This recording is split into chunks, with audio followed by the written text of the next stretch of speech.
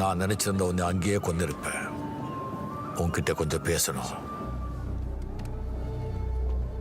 கண்ணெல்லாம் வேண்டாம், நான் ஒன்றும் செய்ய மாட்டேன். உன்கிட்ட 2 நிமிஷம் பேசணும். என்ன பேசணும்? உன் அம்மாவை நீ பார்த்துருக்கியா? என்ன வேணும் உனக்கு? உன் அம்மாவை நீ பார்த்துருக்கியா? இல்லை, நான் அவங்க பிறந்தோன்னு இறந்து போயிட்டாங்க. இப்போ நீ எதுக்கு இதெல்லாம் கேட்குற? சிங்காரத்தை அடிச்சு ஊரை விட்டு விரட்டினதே நான் தான். அவன் தனியாக தான் மதுரையை விட்டு கிளம்புனான். அவன் சொல்லிக்கிற மாதிரி அவனுக்கு குழந்தையோ உறவோ எதுவும் கிடையாது. என்ன எது வளர்ற? உக்கார்.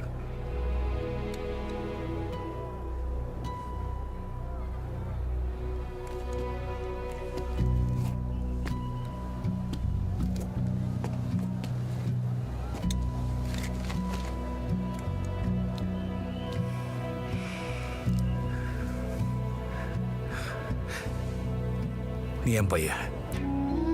நான் செத்து போயிட்டான்னு நினைச்சிட்டு இருந்த என் பையன்.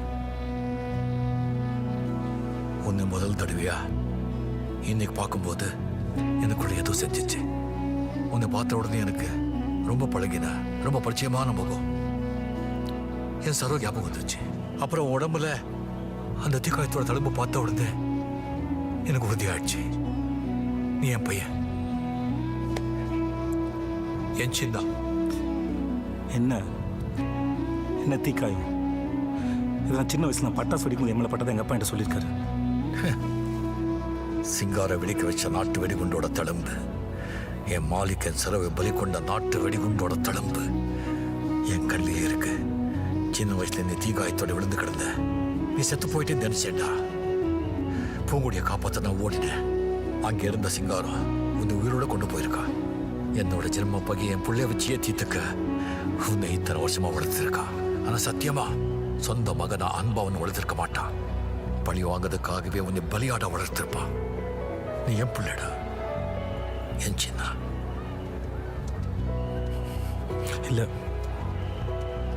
அப்படி இருக்காது.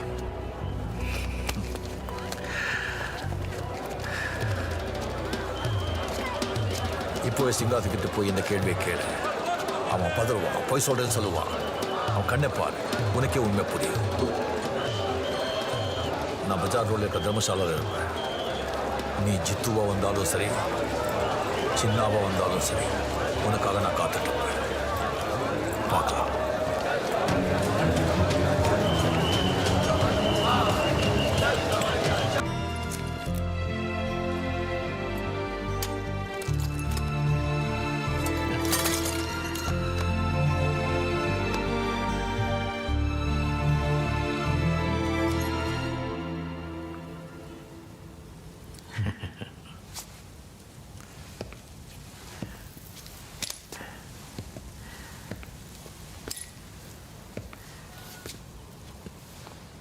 சின்னா, நான் ஒரு குட்டி கதை சொல்லிட்டா. உனக்கு வாலி தெரியுமா? வாலி, ராமாயணத்தில் வர்ற வாலி. பெரிய வீர, ரொம்ப சூர, ஆனால் ரொம்ப கெட்டவன். தம்பி பொண்டாட்டியே கெடுத்துட்டு போனவன்.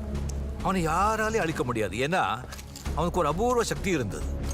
வரும் யாராவது எதிரி அவன் முன்னால நின்னா எதிரியோட பாதி போல அவனுக்கு போயிடும். அதனால தான் ஸ்ரீராமன் மரத்து பின்னால மறிஞ்சிருந்து அம்பு விட்டு வாலிய கொன்னாரு, சூழ்ச்சியா. நம்ம பக்கம் நியாயம் தர்மம் இருந்து எதிரி கெட்டவனா பலசாலியா இருந்து அவனை சூழ்ச்சி பண்ணி கொள்றதுல தப்பே இல்லைன்னு ஸ்ரீராமன் கடவுளுடைய அவதாரம் அவரே சூழ்ச்சி செஞ்சிருக்கும் போது நான் ஏமாத்திரம். புரிஞ்சதா? புரியல?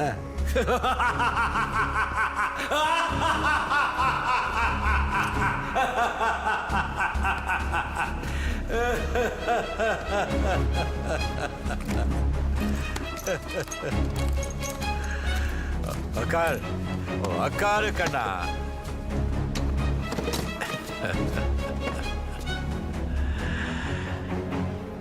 நீ என் பைய சின்ன இல்ல.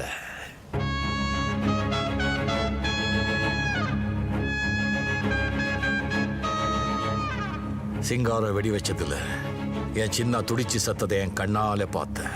நீ என் பையன் சொன்னதும் போய், உங்க அப்பா உன்னை கொல்றதுக்கு ஆள் அனுப்புனான் சொன்னதும் போய். எல்லாம் நான் நடத்தின நாடகம். யுவர் சன் ஆஃப் சிங்காரம். அடிப்பொலி. இந்த ஆள் ஒரு மகா நடிகன் தான். உன்னை வச்சே உன் கோட்டைக்குள்ள புகுந்து உன் படையை அழிச்சு எதிரியை கொன்னு என் நீண்ட கால பழிய தீர்த்துட்ட. தந்திரம், ராஜ தந்திரம். இப்போ உன்னை என்ன பண்ணலாம்? நீ கொஞ்சம் நல்லவன், எனக்கு நிறைய உதவி செஞ்சிருக்க. அதனால உயிரோட விட்டுடலாமா இல்ல அந்த பாம்போட பையன் அந்த விஷயம் உன்கிட்ட இருக்கும். ஒரு நாள் பழிய தீக்கிறதுக்கு படையெடுத்து வரலாம். அதனால உன்னை இப்போ முடிச்சிடலாமா? விட்டுடலாமா இல்ல முடிச்சிடலாமா? முடிச்சிடலாமா விட்டுடலாமா? நான் சின்ன பையனா இருக்கும்போது எங்க ஊர்ல கம்பளி சித்தர்னு ஒருத்தர் இருந்தார்.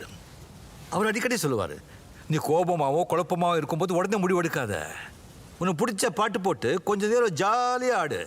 அதுக்கப்புறம் உனக்கு என்ன தோணுதோ அதை செய்யுன்னு சொன்னாங்க. அதான் நம்ம பாட்டை.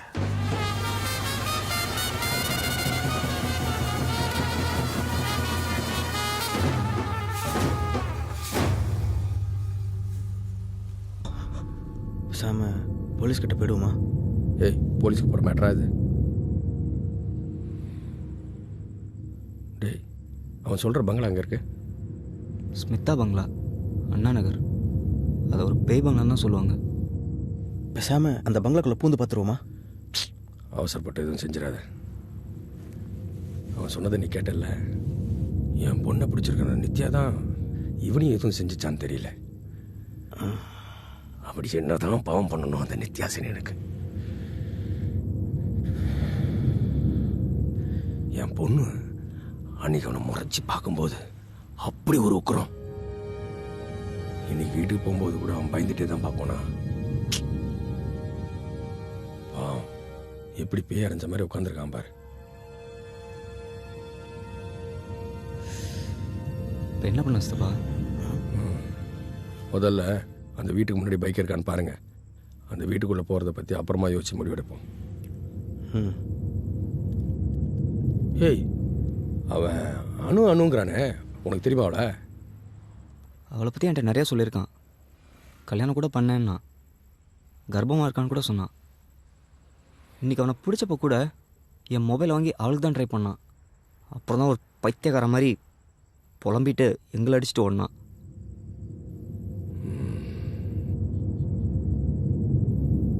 முதல்ல அந்த அணு எங்கே இருக்கான்னு தேடுங்க. போலீஸில் கம்ப்ளைண்ட் கொடுத்து கூட தேட சொல்லுவோம். ஆனால் ஜாக்கிரதை, நம்மளை எதுவும் விசாரணை இழுத்துறாம. டேய், அவனை ஒரு ரூம்லேயே தங்க வச்சுக்க. கொஞ்ச நாளைக்கு அவனை தனியாக அங்கே விட்டுறாதீங்க.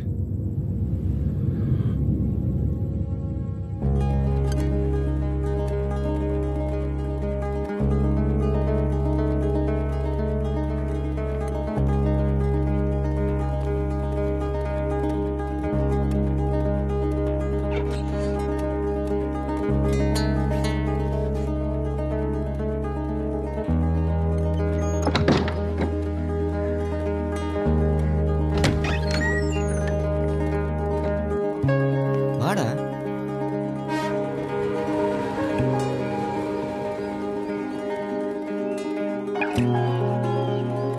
டேய், இங்க என்னடா பண்ணிருக்க? கீழே வா போலாம். வாடா. ஒன்றும் ப்ராப்ளம் வராது நமக்கு அப்படின்னு. இல்லை, அதுக்கப்புறம் இப்போ கேட்குறது ஒரு நிமிஷம். ஏய், என்னாச்சு மாய்? தெரியல, மூச்சு ப்ரீத் பண்ணு, டீப் ப்ரீத் பண்ணு. கல்யாணம் எத்தனை வருஷம் ஆகுது? 2 மாதம் சார். ஓ, 2 மாதம் தானா? பொண்ணோட அம்மா வீட்டில் கேட்டிங்களா? சார், உங்களுக்கு அப்பா அம்மா யாருமே இல்லை சார். ம். இப்போல்லாம் பொண்டாட்டி ஓடி போகிற கேஸ் மாதத்துக்கு 4 வருது. இங்கே ஒரு கையெழுத்து போடு. என்ன ஆச்சுன்னா, பொண்டாட்டி மேலே சந்தேகப்பட்ட புருஷங்காரன் பொண்டாட்டியை சாவச்சிட்டு தான் குழந்தையும் சுட்டு கொண்டுட்டு தானும் செத்து போயிட்டான். அதுக்கப்புறம் அந்த வீடு பூட்டி தான் இருக்கு. அக்கம் பக்கத்தில் இருக்கவங்களாம் என்ன சொல்கிறாங்கன்னா, அந்த வீட்டில் ஏதோ பேய் இருக்கிறதா நம்புகிறாங்க. 2 வருஷத்துக்கு முன்னாடி கூட 2 போலீஸ்காரங்க அந்த வீட்டில் செத்து கிடந்திருக்காங்க. இதுவரையிலும் எப்படி செத்தாங்கன்னு யாருக்குமே தெரியாது. போலீஸ் டிபார்ட்மெண்ட்டில் கூட அந்த கேஸ் இன்னும் ஓப்பனாக தான் இருக்குது. இவ்வளோ தான்ப்பா அந்த வீட்டோட டீட்டெயில்ஸ். இந்த சின்ன பொண்ணு சித்துச்சு சொன்னியே அது பேர் நித்யாவா? அந்த அம்மா பேர் ஸ்மிதா, குழந்தை பேர் விசாரிக்க சொல்கிறேன்.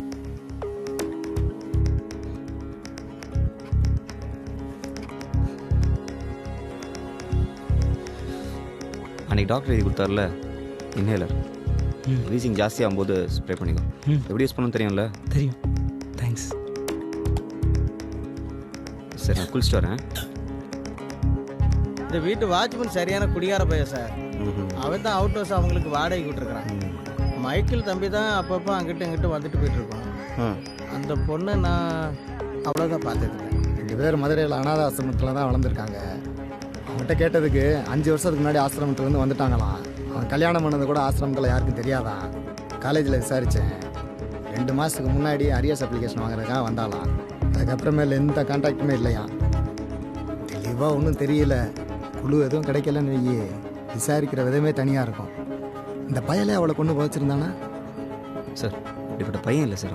ஏய், அவன் கை குழந்தையே அடித்து கொண்டுக்கிட்டு இருக்கானுங்க. நீ வேற. நானும் எங்கேயும் போயிருக்க மாட்டேன். நிச்சயம் கிடைச்சிரும். நீ முதல்ல அந்த ரூம் விட்டு வெளில வா. அங்கேயே இருந்தனா இப்படி தான் ஏதாச்சும் தோணிக்கிட்டே இருக்கும். முதல்ல நீ வேலைக்கு வரணும். அப்போ தான் ஏதாச்சும் டைவர்ஷன் கிடைக்கும். Hello, please sir. என்ன என்ன என்னடா உள்ள கருப்பா உருவண்ண? என்னடா சொல்கிற நீ? உள்ளண்ண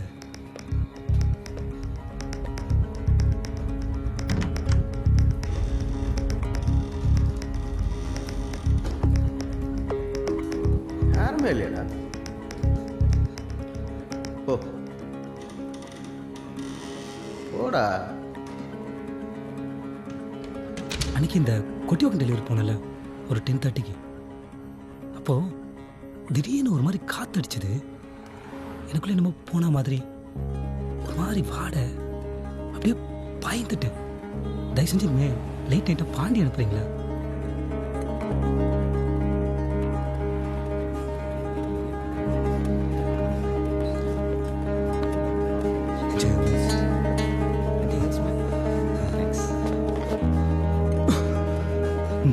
ஷூர்.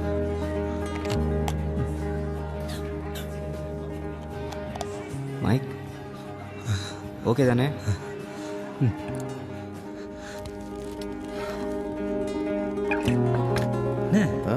இங்கே ஏதோ ரத்தம் வருதான் பாருங்க. ஒன்றும் இல்லையாடா? இந்த பக்கம்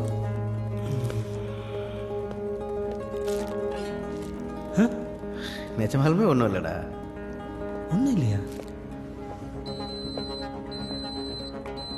திடீர்னு பயப்படுறான். அந்த பொண்ணை நினச்சி அழுகுறான். முதுகில் ரத்தம் வரதான்லாம் பார்க்க சொல்கிறான்ப்பா. ரூமில் அவன் படுற கஷ்டத்தை பார்த்தா ரொம்ப பாவமாக இருக்குதுப்பா. அந்த பொண்ணை பற்றி ஏதாவது நியூஸ்? ஆனால் அவன் ரூமை காலி பண்ண போகும்போது அங்கே பொண்ணு இருந்ததுக்கான அடையாளம் எதுவுமே இல்லைப்பா. என்னடா? ஆமாம். எவ்வளோ நேரம் பாடியை கிளியர் பண்ணுறதா வேணாம். கிட்டே வராது. யோ தள்ளு தள்ளு தள்ளு தள்ளு. யோ ஏய், என்னையா இல்லையா? சரி சரி, நாங்கள் நகரு. ஏய்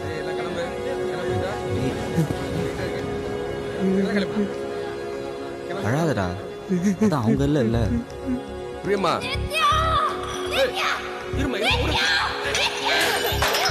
நித்யாங்கிற சின்ன பொண்ணுக்கு நீங்கள் தெரிஞ்சோ தெரியாமல மிகப்பெரிய கெடுதல் பண்ணியிருக்கீங்க.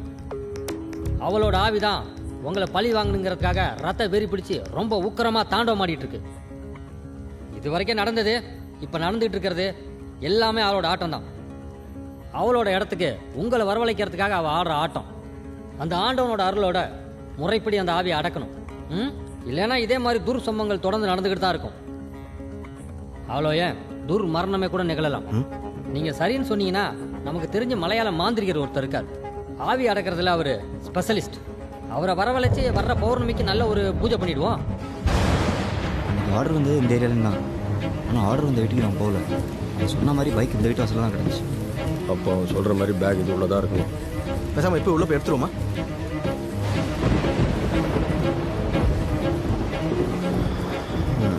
பயமாக தான் இருக்குது. என்ன தான் பண்ணுறது? யோ, ஏற்கனவே 2 பேரை போட்டு பார்த்துச்சு. அவசரப்படாத. இருந்தால் உள்ள தானே இருக்கணும். கேரளாலேருந்து ஆள் வராங்க. பௌர்ணமி அன்னைக்கு பூஜை போட்டு அவங்கள வச்சு உள்ளே போயிடலாம்.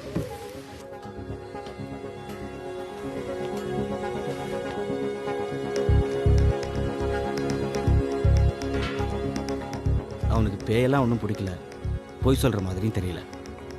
ஆனால் எதையோ பார்த்து பயங்கரமாக பயந்துருக்கான். யாரோ அணுன்னு ஒரு பொண்ணை பற்றியே பேசிகிட்டு இருக்கான். அணுங்கிற பொண்ணு கிடைக்கலனா அவனை நார்மல் ஆக்கிறது ரொம்ப கஷ்டம். அணுங்கிற பொண்ணு நிஜமாவே இருக்காளா?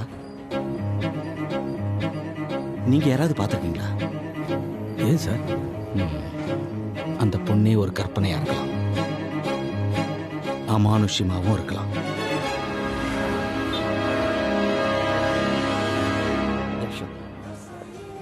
Thank you.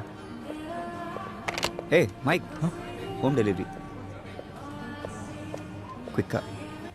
Ah 2 medium chicken delight for delivery. Okay sir.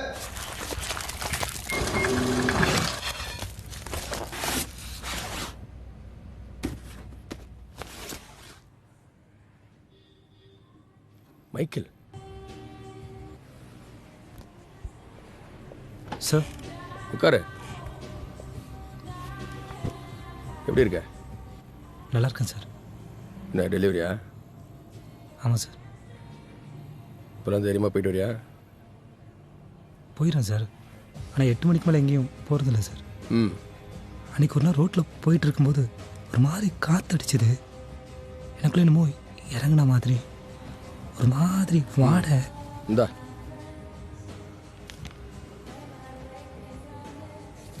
Chhota நிற்கிற பிரசாதம். இந்த தலாங்கி கடையில் வச்சுக்கிட்டு அம்மனை வேண்டிட்டு படுத்துக்கோ. பயம்லாம் ஓடிடும். ரொம்ப பவர்ஃபுல். டேய், கவலைப்படாத. அணுக்கு எதுவும் இருக்காது. என்ன பாவம் பண்ணீங்களோ இந்த சின்ன வயசுல இப்படி ஆட்டி படைக்குது. அழாதரா, ஒன்றும் ஆகாது. கடவுள் காப்பாற்றுவான். நீ தைரியமா போ. சரி சார். ம், போ.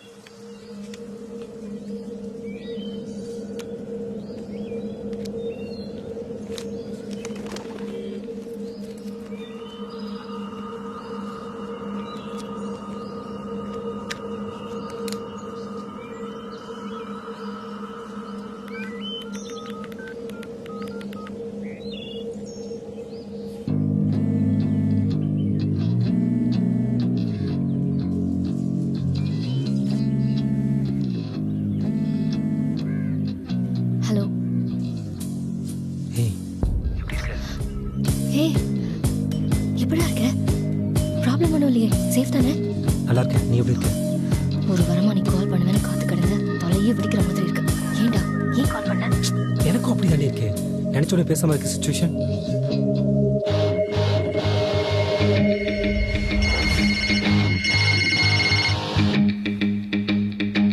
சொல்லியா என்ன இந்த நேரத்தில்? சார் சொல்கிறது மட்டும் கவனமாக கேட்டுக்கோங்க. இன்னும் 1/2 மணி நேரத்தில் உங்கள் ஆஃபீஸ்க்கு ரைடு வரப்போகுது.